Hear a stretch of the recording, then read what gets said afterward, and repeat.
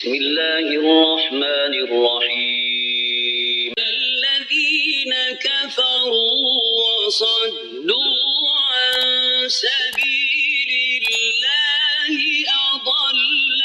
أعمالهم الذين آمنوا وعملوا الصالحات وآمنوا بما نزل على محمد وهو الحق من ربهم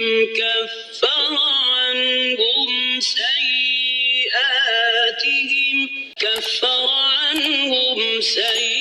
سيئاتهم وأصلح بالهم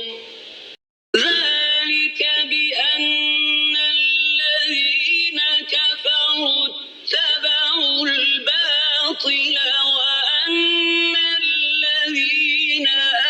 آمنوا اتبعوا الحق من